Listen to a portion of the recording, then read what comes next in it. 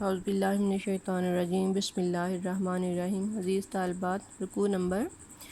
2 سورۃ بقرہ کا ہم ڈسکس کر رہے تھے، اسی حوالے سے آیات نمبر 17 سے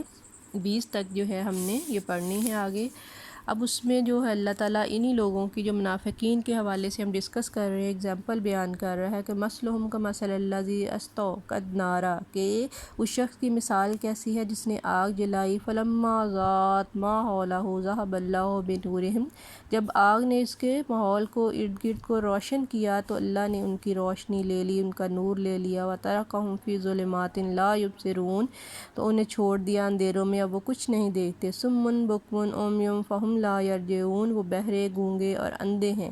او کصیب من السماء، یا ان کی مثال ہے اس بارش کی طرف ہی ہے، ظلمات جو اندھیرے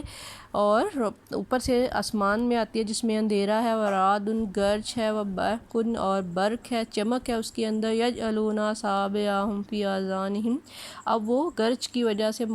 اپنے ڈر کی وجہ سے اپنے کانوں میں انگلیاں ٹھونستے ہیں، صواعق یعنی گرج چمک جو اس کے اندر آ رہی ہے، حذر الموت موت کے ڈر سے، واللہ محیط بالکافرین، اللہ کافروں کو گھیرے ہوئے ہے، یکاد البرق یخطف ابصارہم، کے قریب ہے کہ بینائی ان کی اچک لی جائے، کلما اضاء لہم مشوا فیہ، جب روشنی ہو جاتی ہے وہ اس میں چل پڑتے ہیں، واذا اظلم علیہم، لیکن جب اندھیرا ان پر چھا جاتا ہے، قاموا، وہ کھڑے رہ جاتے ہیں، ولو شاء اللہ لذہب بسمعہم، اللہ چاہتا تو ان کی سماعت جو ہے اس کو چھین لے، وابصارہم، ان کی بصارت، ان اللہ علی کل شیء قدیر، یا اپنی ان کی اللہ اس چیز پر قادر ہے۔ اب یہ جو ہے ایگزامپلز جو ہیں ہم یہاں ڈسکس کریں گے کہ اللہ تعالیٰ نے جو ایگزامپل دی ہے اس میں ایک ان کی داخلی کیفیت بیان کی ہے، ایک ان کی خارجی کیفیت بیان کی ہے، کہ وہ لوگ جو گمراہی پر ڈٹ گئے ہیں اس پر ڈٹنے کے اسباب کیا ہیں۔ یہ تو ہوئی ان کی داخلی کیفیت کہ ان کی ترجیحات کیا ہیں۔ ترجیحات ان کی ہیں کہ انہوں نے ہر حال میں اللہ اور اس کے رسول کی مخالفت کرنی ہے، تو اب اس کی اگزامپل دی کہ استوقد نارا، کہ انہوں نے جیسے آگ جلائی، اب آگ جو ہے جلائی کس لیے تھی کہ اس کا گرد و پیش کا ماحول جو ہے، انوائرمنٹ جو ہے وہ روشن ہو جائے، لیکن روشنی ہونے کے بجائے ایک دم اگر ان کا نور چلا گیا، یہ تو الٹ ہو گیا۔ اب اسلام تو آیا تھا کہ نور لے کر، روشنی لے کر، اللہ نے کہا قد جاءکم رسول، کہ تمہارے پاس رسول آ چکے ہیں، کس لیے کہ واضح روشنی لے کر، ایسا پیغام لے کر۔ پھر اللہ تعالیٰ نے کہا وَلَقَدْ يَسَّرْنَا الْقُرْآنَ، ہم نے قرآن کو نہایت آسان بنایا ہے، کیوں؟ کس لیے کہ ہے کوئی اس سے نصیحت حاصل کرنے والا، ہے کوئی اس سے ہدایت پانے والا۔ اس کتاب نے تو دلوں کو منور کر دیا ہے، کامیابی کا راستہ دکھا دیا ہے، ایسی کامیابی، ایسی نعمتیں، ایسی آسائشیں، ایسی آسانیاں جو صرف ایک طبقے تک محدود نہیں رہیں گی بلکہ سب انسانوں کو برابر کر دیا ہے۔ اب اس تعلیم سے استفادہ صرف وہی لوگ کریں گے جن کے دل میں بات اتر جائے گی، جو اس سے ہدایت لینے کے لیے تیار بیٹھے ہیں، جو اللہ کا حکم ماننے میں اپنی ہر خواہش جو ہے اس سے دستبردار ہو جائیں گے، رسول اللہ صلی اللہ علیہ وآلہ وسلم کی ہدایات کو اپنے لیے مشعل راہ بنائیں گے۔ اب اس میں دیکھیں کہ لیکن دوسری طرف اللہ جو کہہ رہا ہے اس نے آگ جلائی اور یہ چیزیں، تو یہ ایسے شخص ہیں، ایسے سردار، وہ سارے شیاطین جن کا تذکرہ ہوا ہے کہ جنہوں نے اپنے اپنے مفاد کے لیے اپنا مقام عزیز ہے، وہ مقام، وہ منصب جو ان کو میراث میں ملے ہیں، پیدائشی طور پر لوگوں کی حکمرانی کی عادت ہے، اس کو کیسے ترک کریں۔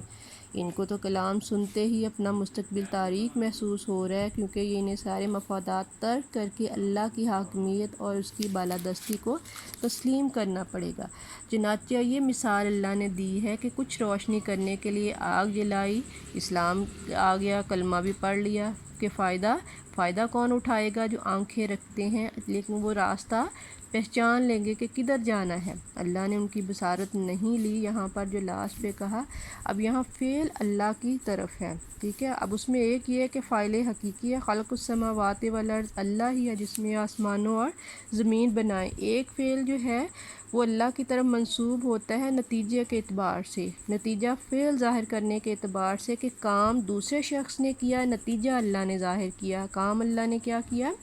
کہ اب اللہ نے ان کو کتاب بھیج دی، دوسرے نے آگے سے ایکسیپٹ کی یا نہیں کی یا اس کو ریجیکٹ کر دیا اپنی ہٹ درمی کی بیس پہ، تو اس نوعیت سے اگر ہم سوچیں تو انسانوں کے اعمال جو ہیں انہی کی طرف توجہ کرنی چاہیے کہ جو اللہ سے کفر کرنے کا فیصلہ پہلے کرتے ہیں اور نتیجہ اللہ بعد میں ظاہر کرتے ہیں۔ یہاں نتیجہ پھر کیا ہے کہ ہدایت کے بدلے میں انہوں نے گمراہی خریدی، اس پر ڈٹ گئے ہیں، اللہ بھی اب ان کی بصارت جو ہے اس کو سلب کر لیا ہے، تو گویا یعنی روشنی سامنے ہے لیکن اب وہ روشنی جو ہے اس کو وہ دیکھ ہی نہیں سکتے۔ کیوں کہ انہوں نے اپنی گمراہی کو ترجیح دی ہدایت کے معاملے میں، تو اللہ کہہ رہے اب ان کو نظر بھی الٹا ہی آئے گا۔ اب وہ مسلمان جو ویک ہیں، کمزور ہیں،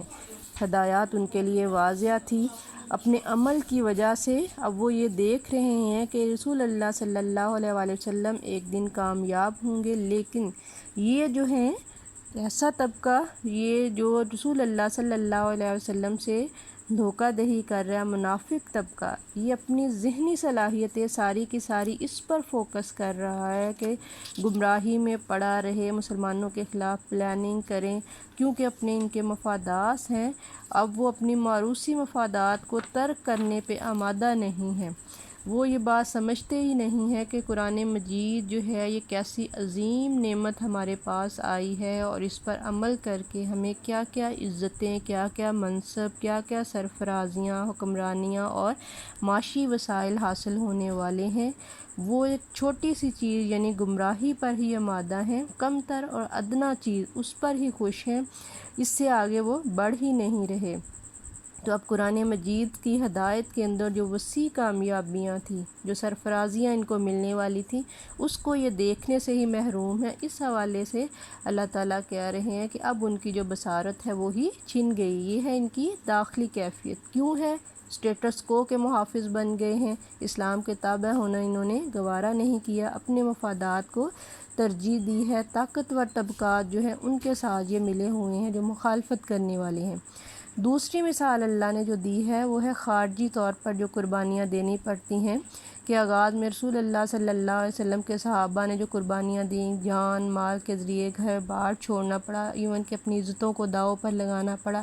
جس معاشرے کے اندر ان کی ایک عزت تھی، مقام تھی، اسی معاشرے میں اجنبی بن کر رہ گئی۔ جس معاشرے میں ان کا احترام تھا ہر طرف، وہی مخالف بن گئے۔ لیکن یہ ان کا عقیدہ اور یقین تھا کہ قرآن پاک کی تعلیم اتنی طاقتور ہے کہ مستقبل ان سے ہے، اور اس سے وابستہ ہو کر اب وہ اللہ کے لیے اپنی ہر چیز جو ہے اس کو چھوڑ رہے ہیں۔ اللہ اور اس کے رسول کی رضا ان کی پہلی ترجیح بن گئی ہے۔ پھر کہا اس کی مثال جو ہے آسمان سے بارش کی طرح ہے۔ بارش میں جو ہے ہوئے اب دو چیزیں ہیں یہاں پر، پازیٹیوٹی بھی اور نیگیٹیوٹی بھی۔ بارش میں ہمیشہ سے حیات ہوتی ہے، مردہ زمین کو وہ زندہ کر دیتی ہے، پیغام حیات لے کر آتی ہے، اللہ کی رحمت ہے بارش، ٹھیک ہے، لیکن اس کے اندر خدشات بھی ہوتے ہیں، جیسے تاریکی ہے، کڑک ہے، وہ بندے جو کو خوفزدہ کر دیتی ہے۔ بادل آتا ہے، ایک دم سے روشنی ختم ہو جاتی ہے۔ پھر کہا بجلی کے چمکنے سے موت کے ڈر سے کانوں میں انگلیاں ٹھوس رہے ہیں۔ تو یہ ہے کہ اسلام کی دعوت ہے تو رحمت، اس کے اندر نشو و نما کا پورا سامان موجود تھا، انسان کی بھلائی کا سامان موجود ہے، خود جو ایمان لے آتا ہے اس کی سرفرازی اور عزت کامیابی ملے گی، لیکن اس کے اپوزٹ یہ ہے کیا، اس کے لیے ساری کی ساری آزمائشیں آتی ہیں، طرح طرح کے ظلم و ستم ان پر ہو رہے ہیں، وہ تشدد جو وائلنس ان پر ہو رہا تھا، دھتکار ہو رہی تھی، مخالفین کی یلغار آ رہی ہے، یہ ساری مشکلیں صاحب ایمان کے ایمان کو تو بڑھاتی ہیں، لیکن جو مفاد پرست طبقہ ہوتا ہے، دنیا پرست طبقہ ہوتا ہے، طاقتور پرست طبقہ ہوتا ہے، وہ ان آزمائشوں کا عادی نہیں ہوتا، وہ صرف لینے کا عادی ہوتا ہے، تو اس کے لیے یہ پیغام موت ہے۔ اب وہ گرج چمک کڑک وہ سارا وہ ڈر سے خوف سے کانوں میں انگلیاں دے رہے ہیں، بجلی کی چمک کہیں ان کی آنکھیں جو ہیں اس سے جو دنیا نہ جائے، اللہ کہتے ہیں بصارت قلب نہ کر لے۔ اس سے ایک ظاہری مفہوم یہ ہے کہ وہ بظاہر خوف زدہ ہو رہے ہیں، اسلام کی کامیابیاں جو ہیں دیکھ ہی نہیں پاتے۔ اب دوسری طرف یہ ہے کہ جو کامیابیاں مسلمانوں کو مل رہی تھیں وہ ان کی نظروں سے اوجھل ہو جائیں، مفادات کی پٹی آنکھوں پر اتنی چڑھا لی ہے کہ وہ صلاحیت سے ہی محروم ہو گئے کہ یہ دیکھیں اب جب امید ہوگی جس کو کہ اسلام غالب ہو جائے گا، جو اللہ اور اس کے رسول کہہ رہے ہیں، بشارتیں دے رہے ہیں کہ آج اگر تم کلمہ پڑھ لو گے، کل کیسر و کسریٰ کی سلطنتیں تمہارے قدموں کے نیچے ہوں گی، ان کے تاج تمہارے سروں پر ہوں گے۔ اب جو اتنا بڑا خواب رسول اللہ صلی اللہ علیہ وسلم دکھا رہے تھے، اب یہ صرف جو مکہ اور مدینہ کے اندر اپنی حکومت کرنے کا دیکھ رہے ہیں تو اتنے بڑے خواب کو پک ہی نہیں کر سکے۔ جس کو وہ خواب اچھا لگا، صحابہ کی شکل میں، آپ صلی اللہ علیہ وسلم کی شکل میں، سابقون الاولون کی شکل میں، وہ اپنے پختہ یقین اور ایمان کے ساتھ رسول اللہ صلی اللہ علیہ وسلم تک چل پڑے۔ اب کافرین منافقین اس کے اپوزٹ ہیں، اب آزمائشیں ہیں، وہ پختہ عزم سے ساری آزمائشیں جھیل رہے ہیں، لیکن منافقین جہاں کہیں تاریکی آتی ہے، مشکل وقت آتا ہے، وہ اپنی پرانی محفلوں میں اپنے سرداروں کے پاس، اپنے شیاطین کے پاس جا بیٹھتے ہیں اور پھر یہ ڈسکس کرتے ہیں کہ یہ چند لوگ جو ہیں کیسے کامیاب ہو سکتے ہیں۔ اب ساتھ ساتھ اسلام کی کامیابیاں جو ہیں اس کو دیکھ کے حسد بھی ہو رہا ہے، لیکن پھر بھی نہیں سمجھ رہے کہ یہ جو کامیابیاں ہیں یہ کس حد تک جا رہی ہیں، کتنی سپیڈ میں یہ دنیا میں اپنے آپ کو منوا رہی ہیں۔ تو وہ اللہ کہتا ہے اس قوت فیصلہ سے ہی محروم کر دیے گئے ہیں کہ وہ اسلام کے دست و بازو بن سکیں، اس کی قوت بن سکیں۔ وہ اپنی اس گمراہی جس کو انہوں نے ترجیح بنایا اسی کے اندر بھٹک رہے ہیں۔ تو رسول اللہ صلی اللہ علیہ وآلہ وسلم کی رضا کو اگر بنا کر یہ آگے آتے، اسلام کی تعلیم کو اللہ کے نظام کرنے کے لیے اپنی ساری صلاحیتیں بناتے، وہ جس کے بدلے میں ساری قوم جو تھی اس کو حقوق ملنے والے تھے، مشکلات سے نکلنے والے تھے، تو آٹومیٹکلی وہ سارے کے سارے کامیاب ہوتے۔ لیکن اس کے بعد انہوں نے جب گمراہی لے لی ہے، اپنے مفادات کو عزت رکھا ہے، تو یہ برا راستہ ہے، اور برائی ہمیشہ یہ رول رہا ہے اللہ کا کہ برائی جو ہے اس کا انجام ہمیشہ بد ہوتا ہے۔ کامیابی جو ہے اس کے لیے ہمیشہ انسان کو اپنی جان مال کے حوالے سے سیکریفائس کرنا پڑتا ہے، قربانی دینی پڑتی ہے، لیکن اینڈ پہ اس کا رزلٹ جو ہے وہ کامیابی کی شکل میں ہی ملتا ہے۔ تو یہاں اسی حوالے سے ان کی مثالیں دے دی ہیں، ایکسپلین کر دیا ہے کہ جب کہیں پر ان کو پریشانی آتی ہے، کھڑے کے کھڑے رہ جاتے ہیں، حالانکہ یہ کنسیپٹ ہی ان کے مائنڈ میں نہیں آتا کہ اللہ ہر چیز پر قادر ہے، جو اللہ یہ کر رہا ہے تو وہ آگے بھی بہت کچھ کر رہا ہے۔